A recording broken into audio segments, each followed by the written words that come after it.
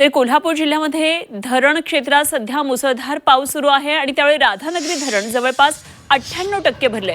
धरणाची पाणी पातळी आता मोठ्या प्रमाणात वाढल्यानं कुठल्याही क्षणी धरणाचे स्वयंचलित दरवाजे उघडण्याची शक्यता आहे। जिल्ह्यातल्या जंगमहट्टी, चित्री हे प्रकल्प देखील आता 100% भरलेत, त्यामुळे पाण्याचा विसर्ग सुरू झालेला आहे आणि आज दिवसभर मोठा पाऊस झाला तर राधानगरी धरणातून पाण्याचा विसर्ग सुरू होऊन नदीपात्रामध्ये पाणी सोडलं जाऊ शकतं। पंचगंगा नदीची पाणी पातळी सध्या 33 फूट 6 इंच इतकी झालेली आहे।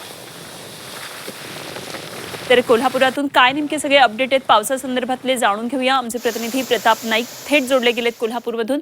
प्रताप, एकंदरीतच धरण क्षेत्रामध्ये सध्या चांगलाच पाऊस दिसतो आहे। राधानगरी धरणाविषयी आता आपण माहिती सांगितली, मात्र आपण ज्या भागात आता उभ्या आहात त्या ठिकाणी एकंदरीतच लोकांची दैना झाल्याचं पाहायला मिळते। काय सगळी परिस्थिती आहे पावसाची?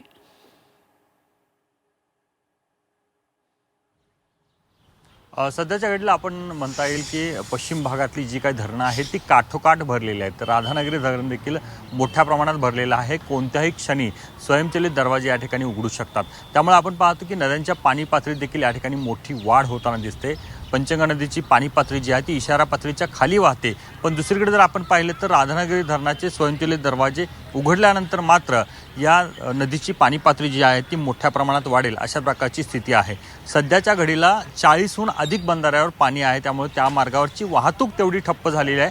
बाकी कोणतीही अडचण सध्याच्या घडीला नाही आहे। पण एकूणच आपण पाहतो की अलमट्टी जे कर्नाटकमध्ये आहे त्यातला विसर्ग मात्र आपण पाहतो की 97,000 पर्यंत या ठिकाणी वाढवण्यात आलेला आहे। त्यामुळे आपण पाहतो की ही पाणी पातळी स्थिर जी आहे ती त्याच्यामुळे झालेली आहे। एकूणच आपण पाहतो की कोल्हापूर जिल्हा प्रशासन असेल किंवा सांगली जिल्हा प्रशासन कर्नाटक प्रशासनाशी सतत संपर्कात आहे आणि त्याचबरोबर पातळी कमी ठेवण्यासंदर्भात सूचना त्या ठिकाणी केली जाते।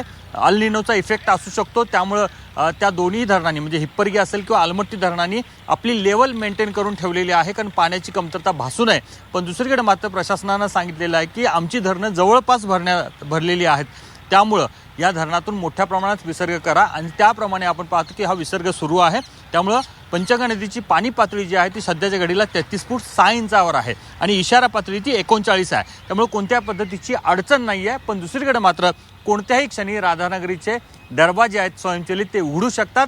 1 किंवा 2 गेट सध्या उघडू शकतात, कारण धरणाच्या पाणलोट क्षेत्रामध्ये गेल्या 24 तासामध्ये जो पाऊस मुसळधार पडत होता थोडासा कमी झालेला आहे। त्यामुळे एकूणच आपण पाहतो की समाधानकारक पाऊस मोठ्या प्रमाणात सुरू आहे। त्यामुळे धरणं जी आहेत कोल्हापूर जिल्ह्यातली ती काठोकाठ सध्याच्या घडीला भरलेली आहेत। ठीक, धन्यवाद प्रताप दिलेल्या या सगळ्या सविस्तर तपशिलांसाठी आणि निश्चित कोल्हापूर जिल्ह्यातल्या अपडेट जाणून घेत राहू। तुर्तास धन्यवाद।